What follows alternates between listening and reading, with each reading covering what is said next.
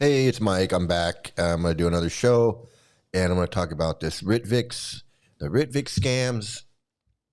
Okay. Hey, what do we got? Hey, thanks for being here, man. Thanks for being here. It really makes it great. And yeah, hey, Red. So yeah, I'm going to talk about Ritviks. I'm going to talk about why it's a scam and the truth behind it. The like what's really going on. I'm going to tell you what's really going on with this whole Ritvik shit because it's a bunch of bullshit. And I'll explain why and how and who these Ritvik people are and why they're full of shit and why the whole thing is full of shit. And it's no different than ISKCON. It's the same scam. So we're gonna get into it, and I'm gonna get into this opening.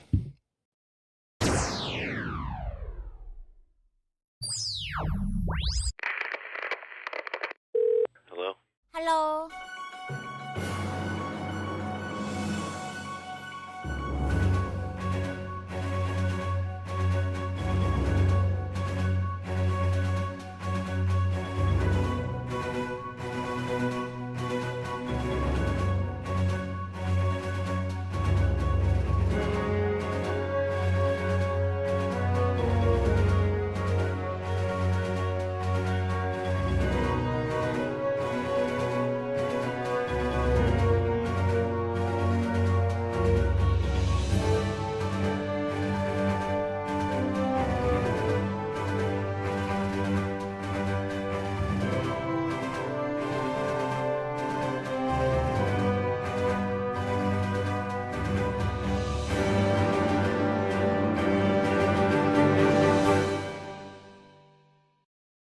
All right, and let's get into it with our sponsor, of course.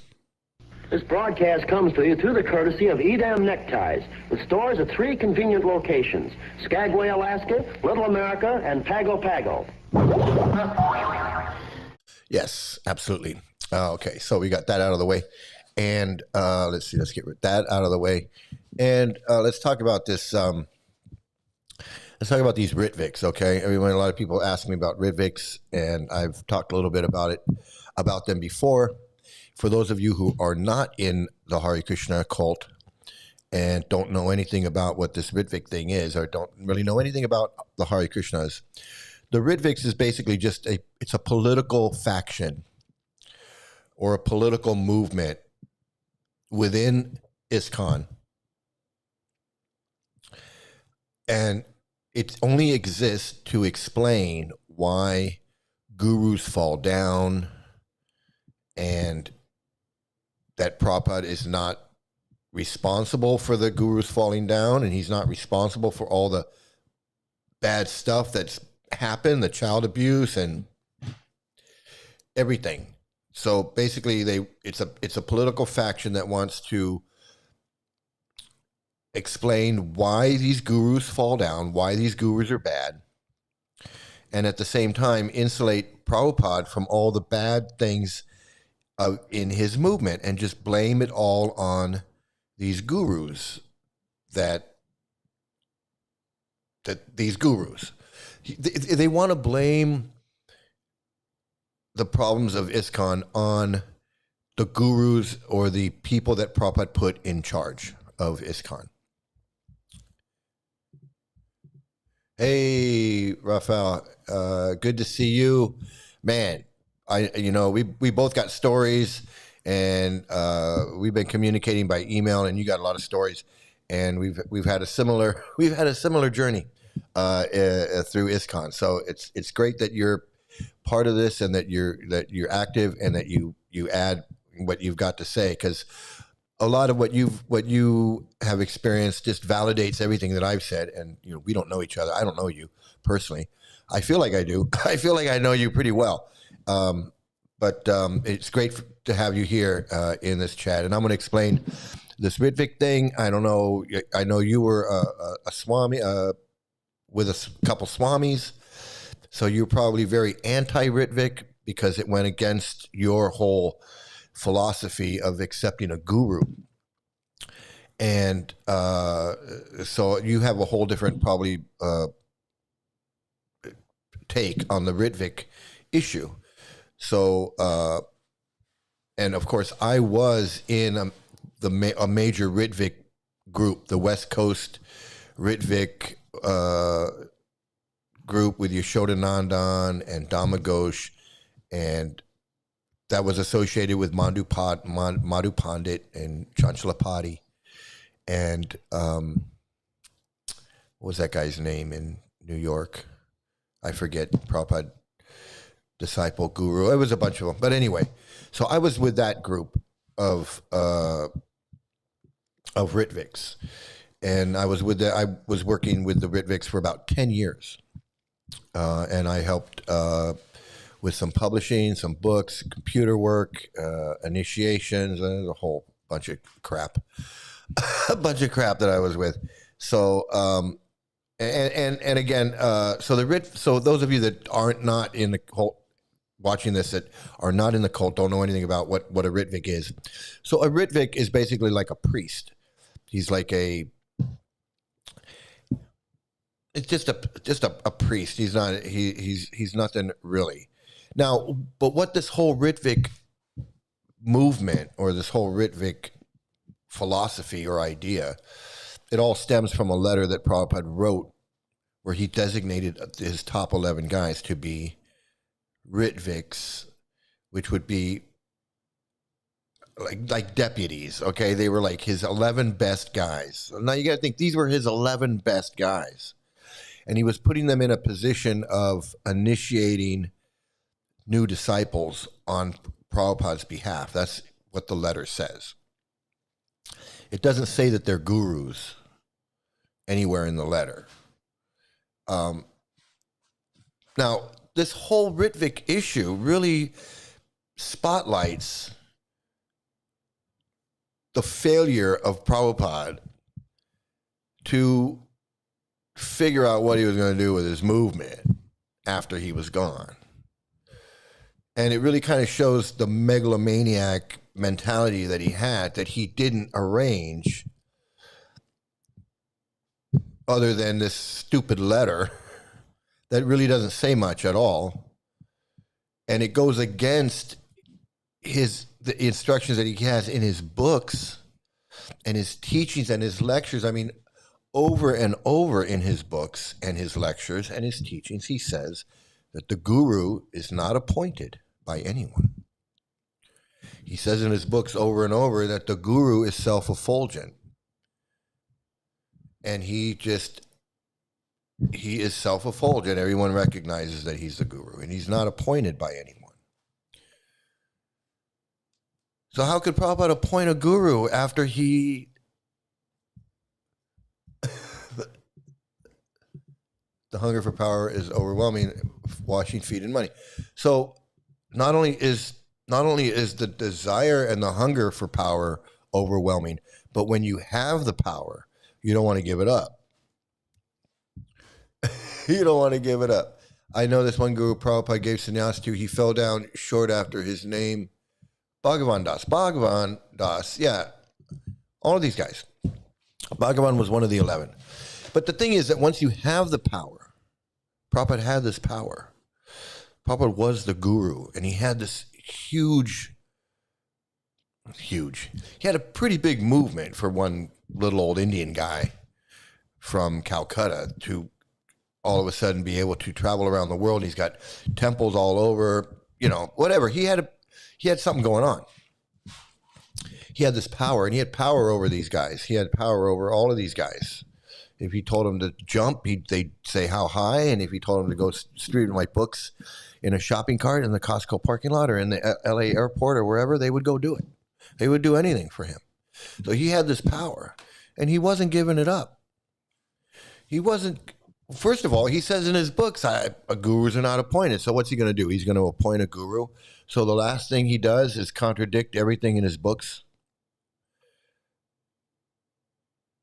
Because in his books, he had to explain how he became a guru. Guru self-effulgent. No one appointed me guru. I just appeared. I'm the disciple of Bhaktisiddhanta, my guru. I have a guru. He's gone. And I'm just self-effulgent guru. I just can't, obviously it's me. That was Prabhupada's attitude. Obviously I'm the guru. And if you can't see it, you're in Maya. But all of Prabhupada's books say the guru is just self-effulgent. You know him when you see him. You can tell him by his activities. You can tell by the way he walks, the way he talks, things he does. Prabhupada never says, I'm the guru that I'm talking about in my books. But he's talking about the pure devotee, the spiritual master, the bona fide spiritual master. He refers to this third person guru, but that's him that he's talking about. He's talking about himself. When he's talking about the pure devotee does this and the pure devotee does that and he sees Krishna and he's talking about himself. Obviously, we all know that. He's talking about himself. So he's explaining in his books and his lectures and everything how he became guru. He's self-effulgent. He's always a pure devotee from birth. He's this. He's not appointed by him. No one says, oh, you were guru. No. Prabhupada says, no, that doesn't happen. The guru is self-effulgent. He just appears.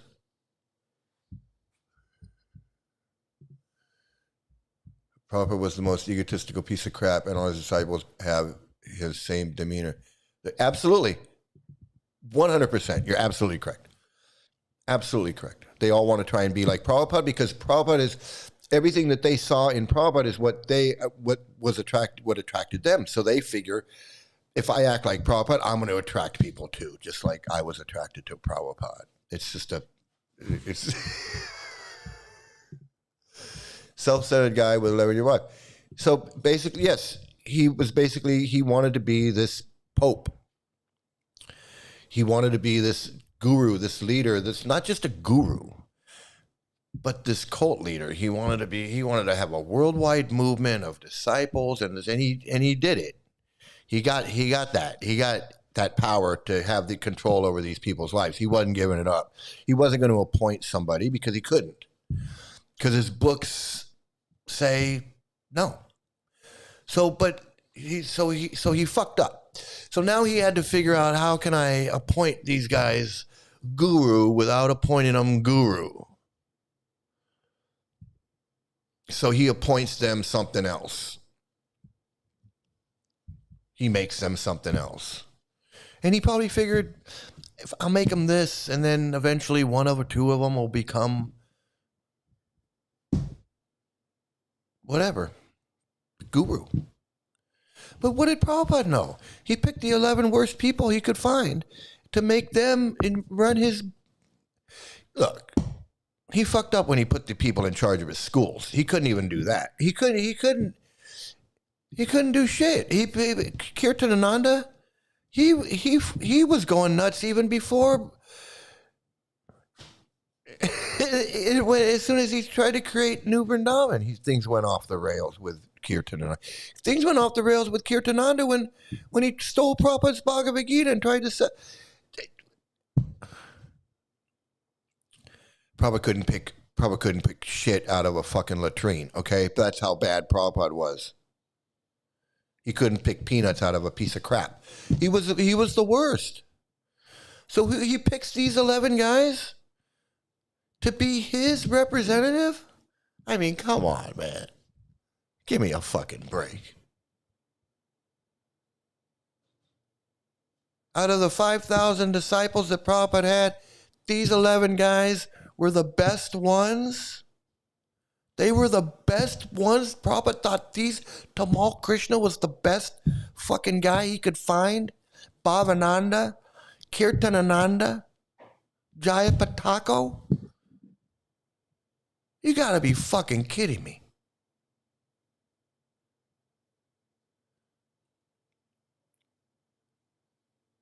That was... Prabhupada's judgment is in the fucking toilet. I mean, come on. There had to be... You gotta be fucking kidding me. He chose the ones who had the most criminal ways. He chose the ones who acted the most like him, who were assholes and racist and sexist and big fucking pieces of shit, just like him. The more they acted like him, the more he liked them. But he still couldn't make them gurus. He just couldn't, because it goes against everything he says in his books. So he made them something else, some other scam. But who cares? Look, the gurus that Prabhupada did make, whether you call them Ritviks or gurus or whatever, because let's face it, Prabhupada knew that there was going to be gurus in his movement. If he didn't, he's stupider than we all think he is. If Prabhupada didn't think that Tamal or Jai Patako or one of these guys wasn't going to say, hey, I'm guru now. I mean, Kirtananda already did it before Prabhupada was gone. Prabhupada had to tell him, hey, no, you can't call yourself, you're not a guru until I go. I got to be gone first. So Prabhupada already knew that these guys were going to call themselves guru as soon as he left. He knew that.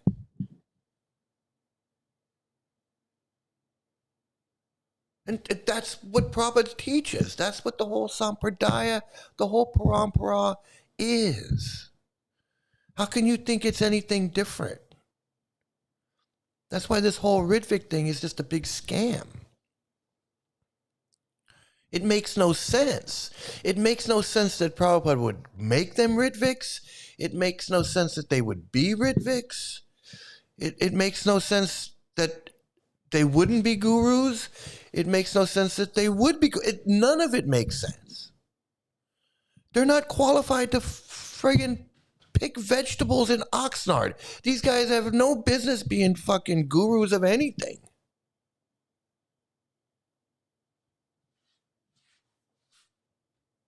And yet they're going to be gurus in charge of people's lives? Telling people how many kids they should have? Telling a woman she should get married and have 5 kids? Like that one devotee girl came in my chat, I forget who it was telling me. That her mom or whatever, the guru told her mom, you got to have like 5 kids. I want you to have 5 kids.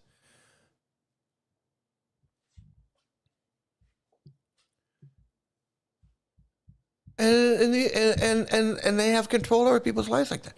Telling people you can't get married or just leave your wife or don't leave your wife, or I want you to go here, go to India, go here, go there, put your kid in a school, take your kid out. Just telling people what to do because they think that because they cosplay as a friggin' guru.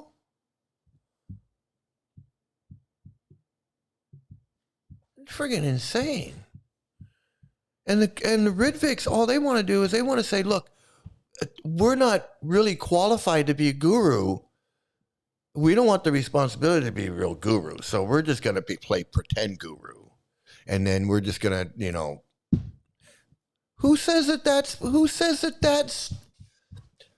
where is that? Well, it's all BS, so who cares? But where is that in Prabhupada's, where is that in any teachings? We're like hall monitor gurus. We're just going to like help get you from here to here. I don't know.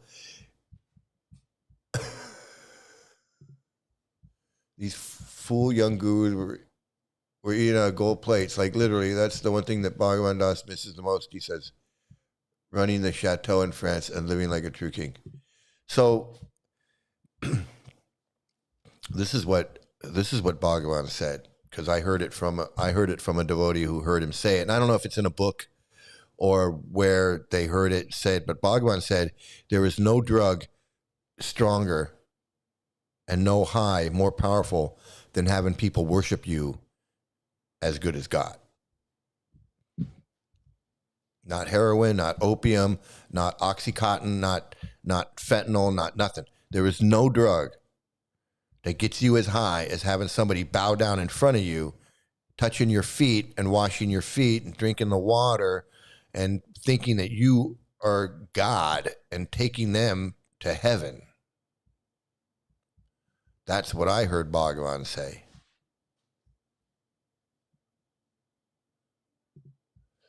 His entire children's lives are ruined. His kids want nothing to do with the Krishna cult from any sign. Yeah, a lot of these gurus. Who would? What kid would want if if you found out your father was like the worst person on the planet? Who would want it? These people, these are horrible people. Taking control of someone's life when you have no business being, even a therapist, even if you're in therapy, you know, you're like depressed or and you go to a therapist, a psychotherapist or a psychiatrist. Not really a psychiatrist, but a therapist. You go there and you talk to a therapist. He can't really like give you life advice. I mean, he can't say, you know, I think you should go take a trip, or I think you should go do this or go do that. He can politely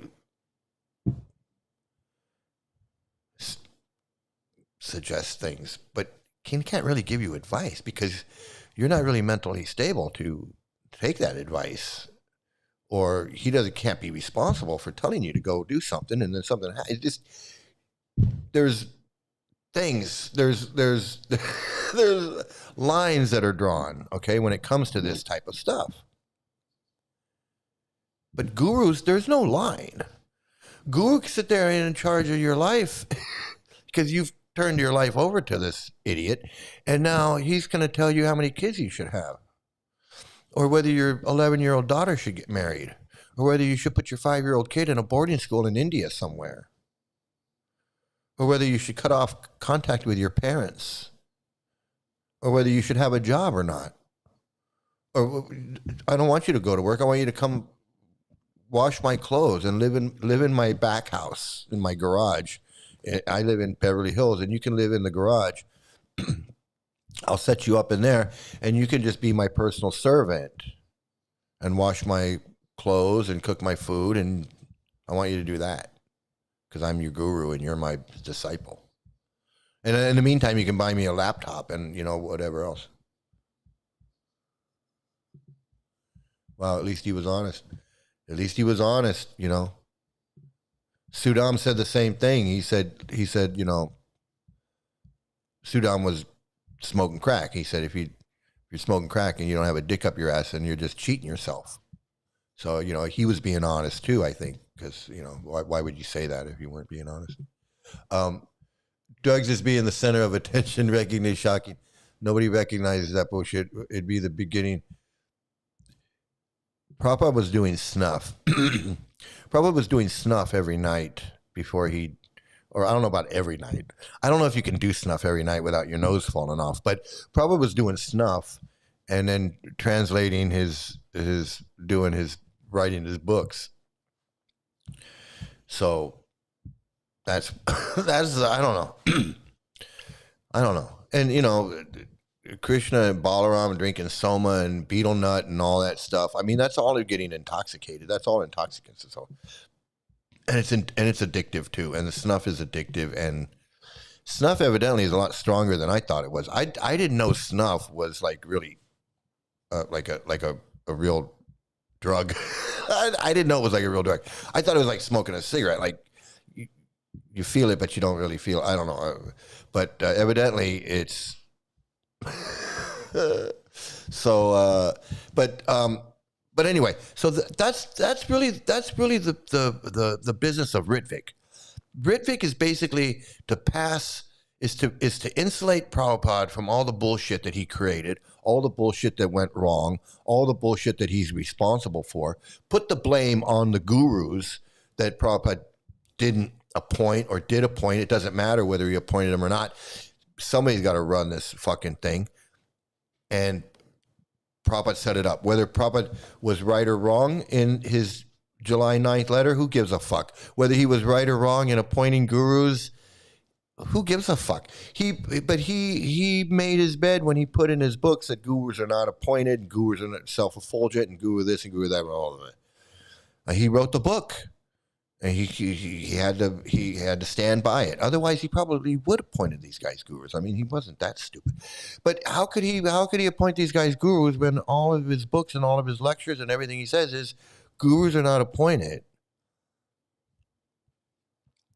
And that's where the Ritviks kind of have the upper hand. But basically, what all they're doing is just trying to insulate Prabhupada from all the bullshit that he did. So whether they have the upper hand or not, who cares? It's all a bunch of bullshit. They read the same books. They believe the same bullshit. They visit the same pedophiles, protect the same pedophiles.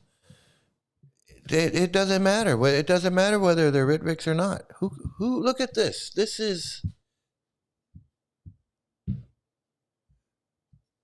Madhu Pandit.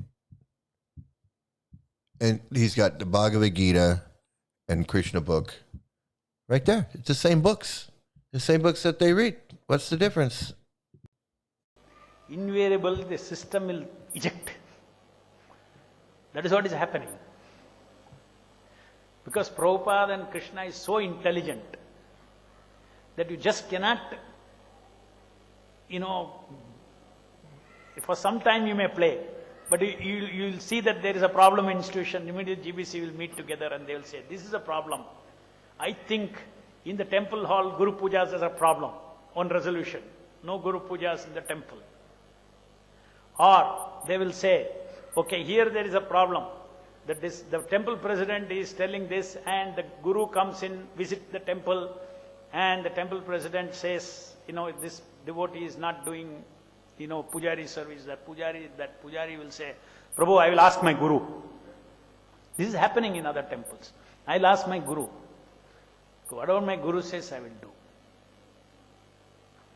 And the Guru, it depends. I mean, the Guru, if he is a very important disciple, he gave a lot of Guru Dakshina and things like that. Then he is thinking, how I can displease him? He wants a change of service, so he'll call temple president. It's the same crap. It's the same talk, the same mannerisms, the same stories, the same bullshit, the same sexism, racism, homophobia. It's the same BS. It doesn't matter it doesn't matter who's giving it out, whether it's ISKCON or Rtvik. Difference doesn't make. Seriously, what fucking difference does it make? They're all a scam. These guys are a scam too. This Madhu Pandit. Okay, let's. Madhu Pandit was initiated by Jayapataka. Jayapataka is one of the 11 goofball idiot people that were appointed by Prabhupada. So is Madhu Pandit really part of this whole thing if his guru is Jayapataka? Is he really a part of the Parampara if Jayapataka is not his guru and he just pretends to be Prabhupada's disciple? Because he's not Prabhupada's disciple. He's Jayapataka's disciple. And he can reject Jayapataka if he wants, but that just means he has no guru. Because Prabhupada's not here to be his guru. And he can take his guru in absentia if he wants, through his books if he wants, but that's just a concoction in itself. So even by his own philosophy, Madhu Pandit is just swinging in the wind. He doesn't even know if he's connected to anything, because his guru is not, and his guru he's rejected, and Prabhupada is not here to say whether he and he's relying on this July 9th letter that says, well, they were Ritviks, but it just says that those 11 are Ritviks. It doesn't say that anybody else is a Ritvik or that anybody can become a Ritvik or anything. So how did Madhu Pandit become? How is Madhu Pandit attached to this imaginary Parampara, Sampradaya, or whatever you want to call it? How is he attached to it? That makes sense. It's all a bunch of bullshit. It's all a bunch of bullshit. It's all a bunch of cosplay. Let's get back over here to the comments. Let's see.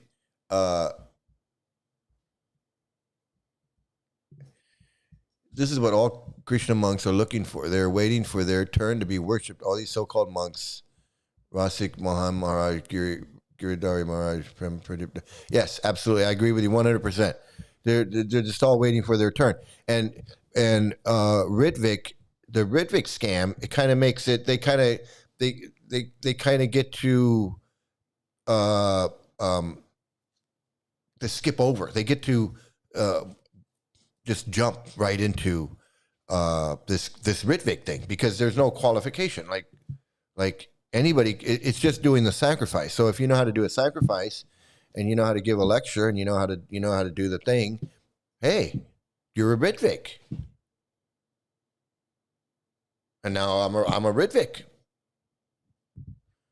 because I can do a fire sacrifice, and that's their qualification, and now they get to be somebody. Indra Swami got his son Gaura Shakti entire business in the 90s with support of his East European disciples. Yeah, it's really tragic what's going on in Eastern Europe. They abuse the Eastern Europe disciples the most because those people are they do. They absolutely do. And South America too.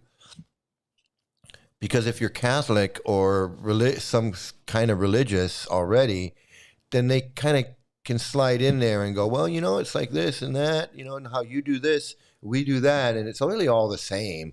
You go to church, we go to temple, and you worship Jesus and we worship Prabhupada. It's all kind of the same. And if people are good-hearted and open and have open mind, which is the worst thing, an open mind, and then you go, oh, yeah, I get it, yeah.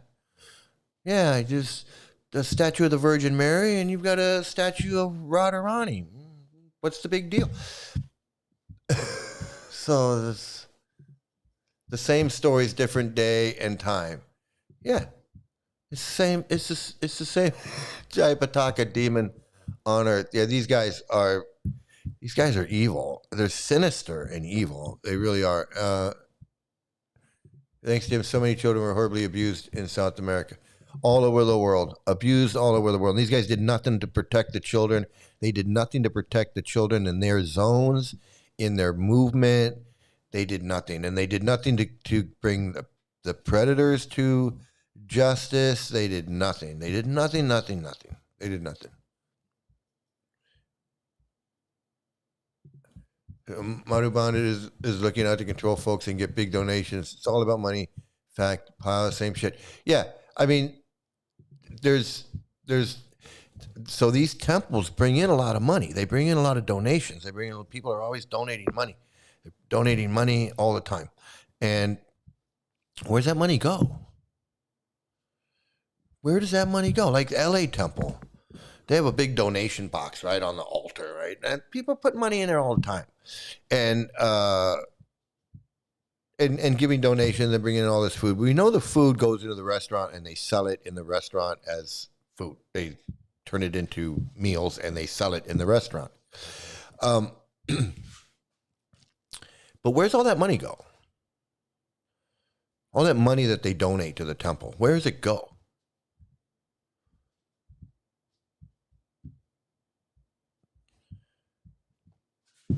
Whose pocket does it go into? Slavas? Temple president? He gets a little bit. Virabahu gets a little bit. Friggin' the Seisha gets a little bit. GBC gets a little bit. Where does that money go? And all that money that they make selling books, where does that go? To the BBT? I doubt that. It goes into somebody's pocket. I know it's going into these guys' pocket. For what? What do they do? They sit on a little, what does this guy do? He sits on a little seat and tells friggin' stories.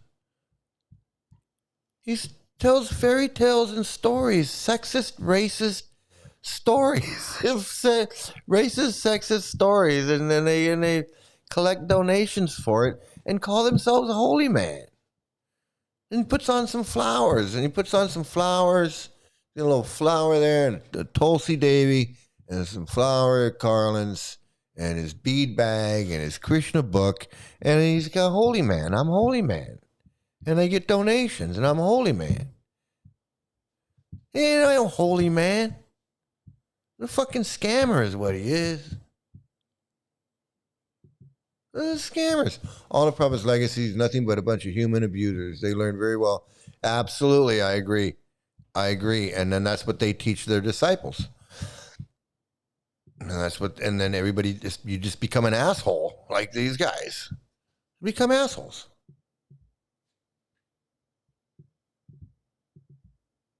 I want to become an asshole. Just like like all these other guys.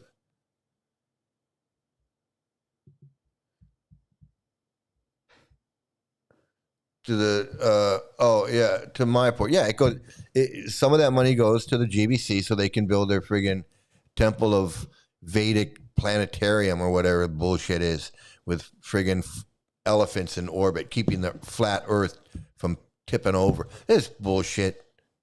And I'm going to show you this. Here's like one of the biggest Ritviks. This is the guy I used to work with. I did everything for this guy. I did everything from his computers. Everything.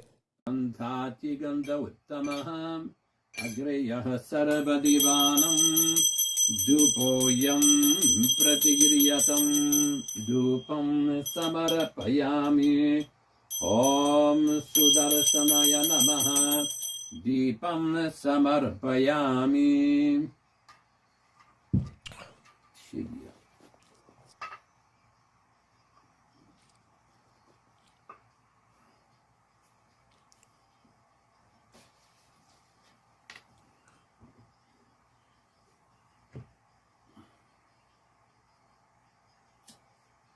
Vrindai tulasi divyai priyai keshavasya cha Vishnu bhakti prade devi satyavatyai namo namaha Vrindai tulasi divyai priyai keshavasya cha Vishnu bhakti prade devi.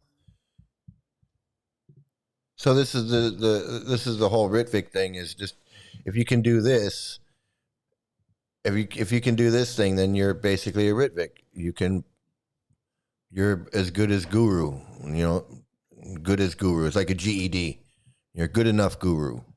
GEG. Good enough guru.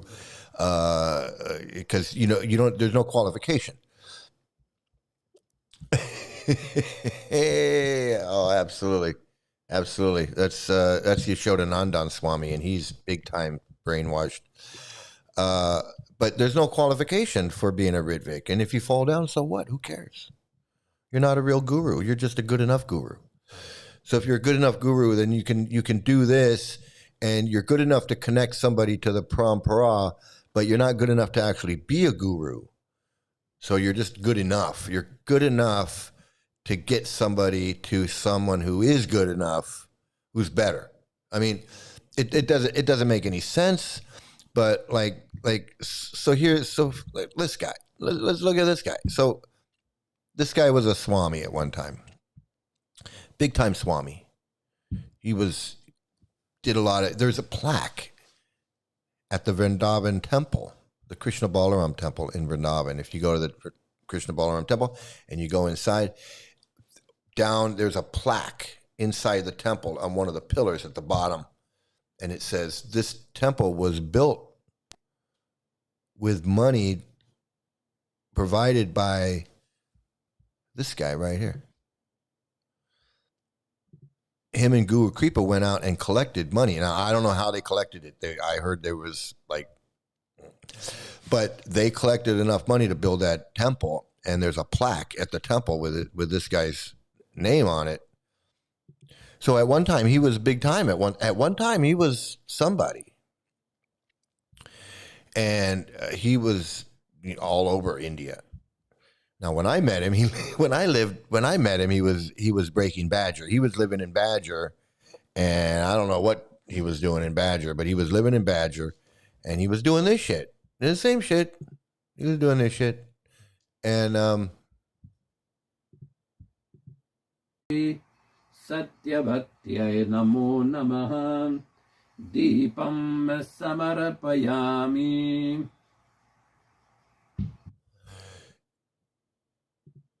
So he was doing the same shit. I met him in like 90, 95, 94, 95.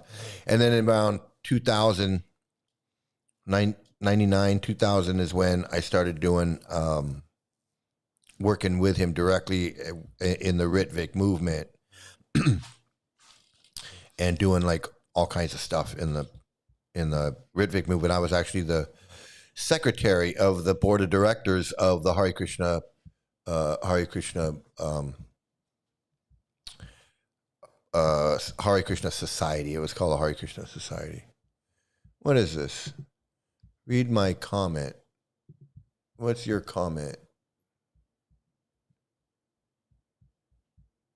I don't see your comment.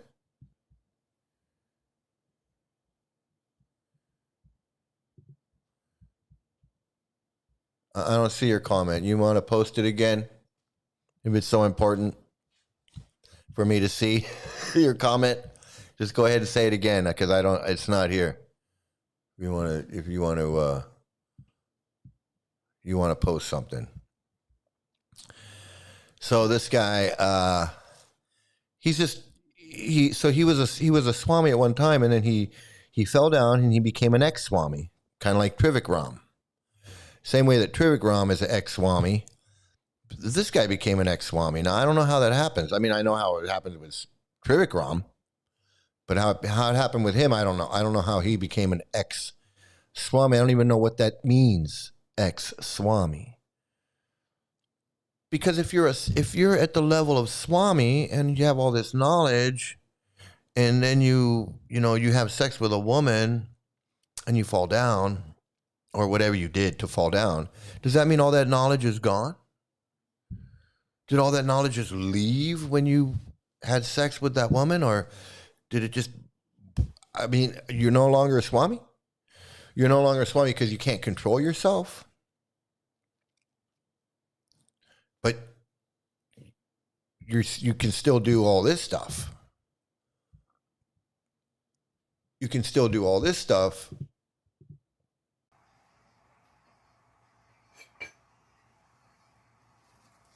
Om Sudarshanaya Namaha Deepam Samarapayami Svaprakasha Mahatijam Sarvataha.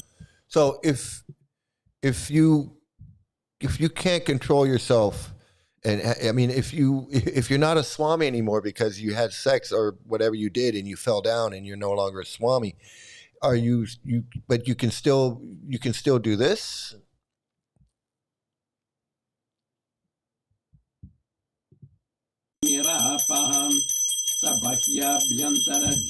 So it seems to me that if you fell down and you're no longer a Swami, that doing this doesn't mean anything anymore because you're no longer a Swami.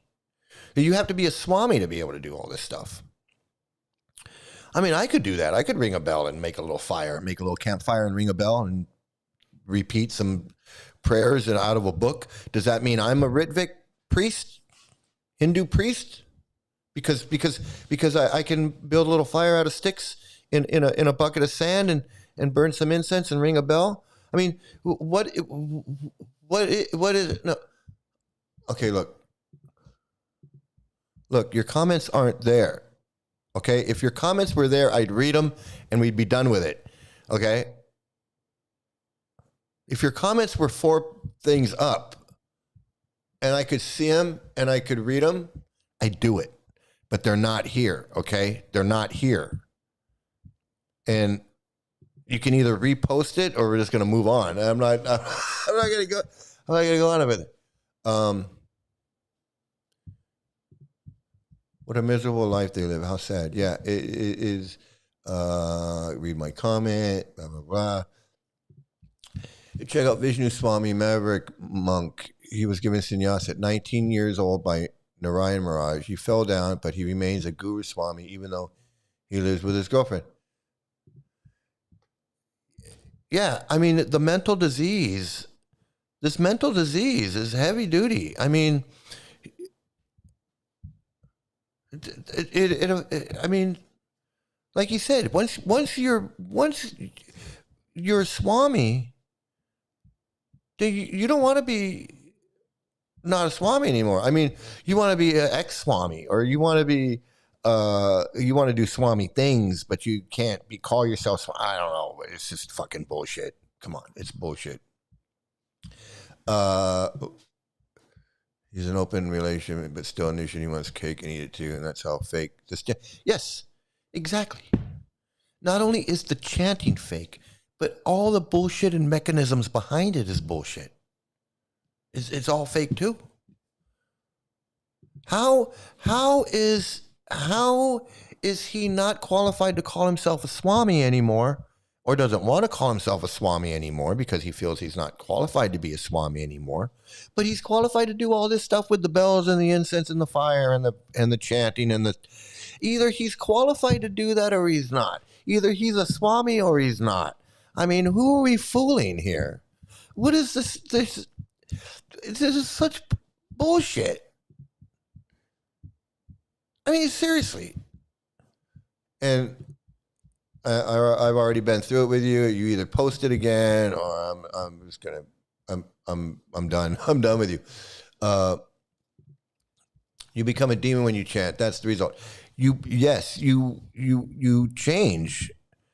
You give up. You end up giving up who you are, and you just adopt everything that they believe, and the way they think, and the way they feel about the world, and all of this stuff.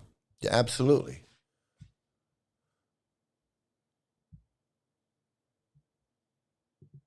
The message is spreading like a wildfire. Just about 15 minutes ago, I've spoken with a random Indian dude from Haryana, India, 25 years old, delivering user food, and spoke to him about ISKCON. Yeah, I think with this Bangalore court case, in the coming out and being in the news and kind of being everyone talking about it and like that, people digging in more about it, finding out more about it. And I think people are just going like, this is all a bunch of bullshit. I think when people understand what the Ritviks is going on, I mean, the way I'm explaining it, if people understood Ritviks the way I'm explaining it, you'd have to say, this is all a bunch of bullshit. These good enough gurus, but you're not good. You're good enough to do this, but you're not good enough to do that. Like, you're just a halfway guru. What kind of halfway guru is that? So what, you're only taking me halfway? How do I know I'm getting the whole way? How do I know that you're actually good enough? You say you're good enough, but how do I know you're good enough? If you're not a full 100% guru, then how do I know how do I know if you're just 60% guru? You're 75% guru. How do I know? And you can't even tell me what, like. Deepo yam pratigriyatam samarapayami. Why would anybody want a good enough guru if they could have a real guru? Why would you want a good enough guru if you can just go get a real guru?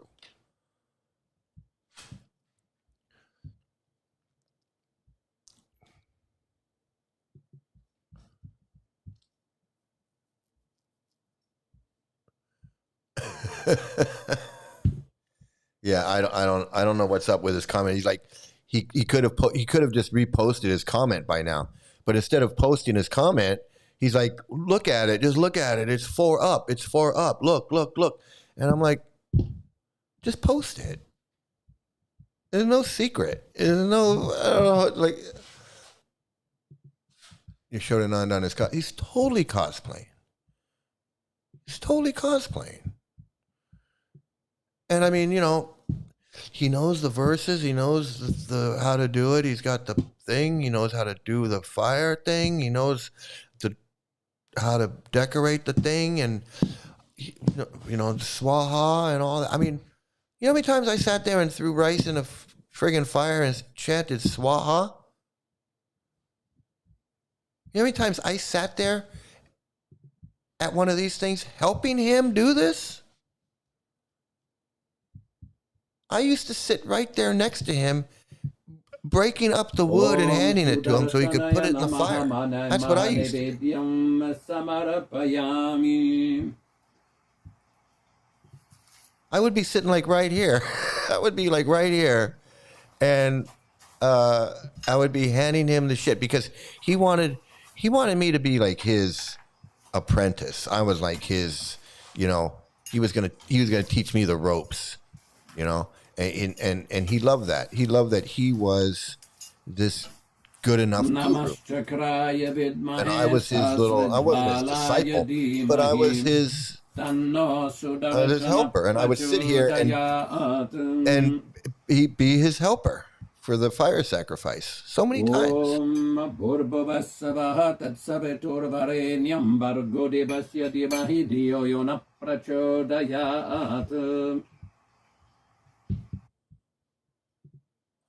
So that's all a Rtvik is. Ritvik's just a good enough guru that's like, and they admit it. They go, look, I'm not really a guru, but I'm a good enough guru. Which, it doesn't make sense. It doesn't make sense. I mean, are you really going to trust somebody like that? I mean, personally, why would you trust any kind of guru? But let's just say you were seriously on a spiritual quest. I'm not judging anybody, but if you're really on a spiritual quest and you're really looking for a real guru to kind of guide you through this on your spiritual journey, and if that's what you're into, hey, I'm not knocking it. I'm being honest. If you want to explore your spiritual life or your spiritual being or whatever, and you seriously want to go do that and maybe take some psychedelic drugs or whatever it is that helps you find the spiritual meaning or get you on the spiritual quest that you want, and you want to go to India and find you a guru that can help you maybe meditate and calm down, whatever. Great. Don't go to ISKCON because that ain't it. That ain't it. Don't go to ISKCON. Don't go to no ISKCON or no Rtvik or no Madhu Pandit or no Yashoda Nandan or no Giri Raj or no Narayan Maharaj or none of these guys. You don't want to do that. You want to go find a guru. You go to India, you can find one. Going to India and finding a guru is like going to Mexico and finding a friggin' margarita. It's not hard. You go to India and you find you a guru, but stay away from ISKCON, stay away from Ritviks. That's what you don't want to do. Don't go to any Hare Krishna Cult, period. Yeah, don't go to any Hare Krishna Cult, period. You can even read Bhagavad Gita, just don't read Prabhupada's Bhagavad Gita. And like what Prabhupada said himself, Bhagavad Gita has been read by millions of people. It's all over the world and everything, but it's never made any devotees. Yeah, because it's not a friggin' brainwashing cult book. It's just the Bhagavad Gita.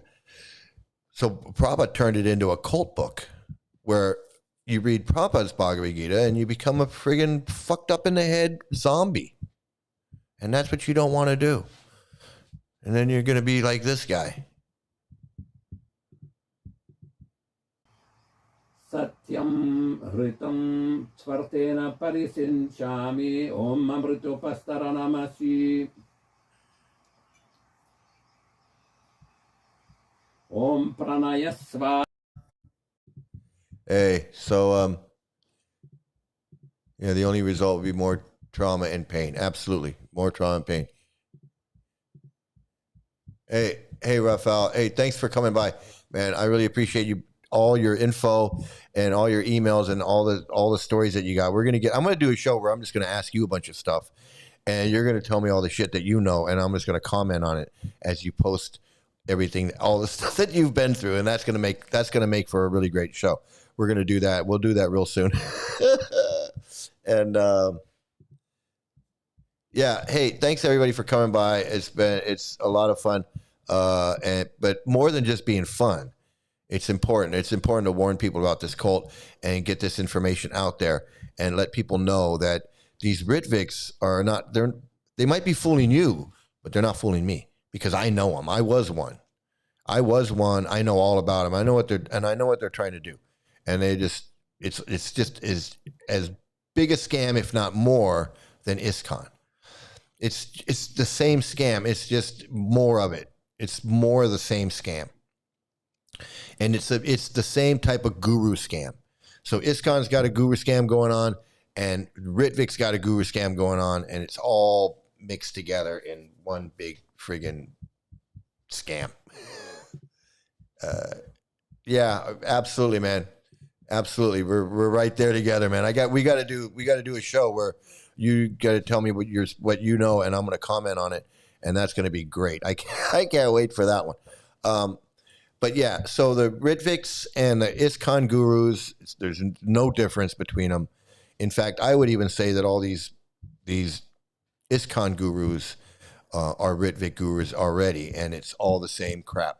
And hey, thank you, Glenn. Thanks for coming by. Spread the word, everybody. Please like, share, and subscribe. And it's important to get these videos out there and get the watch views up so people can know, and more people can be aware of this dangerous and destructive cult. And that's really the important thing, is that people don't know how dangerous and destructive the Hare Krishnas are. And that's the number one reason why I do this, is because I feel like the Hare Krishnas, they just fly under the radar when it comes to dangerous cults. And I want to make it clear that the Hare Krishnas are a very dangerous, destructive cult, and they have very dangerous, extremist, harmful beliefs that they want to spread throughout the world. So everybody, thanks again for watching. I hope you learned something about these Ritviks, and spread the word about these Ritviks if you're in the Krishnas. And everybody have a great day, great morning, great afternoon, great evening, wherever you are. Please have some great luck, and remember to stay out of a cult, okay? Thanks, everybody. And here we go with the closing credits. Thanks again, everybody. It's great seeing everybody here. Bye.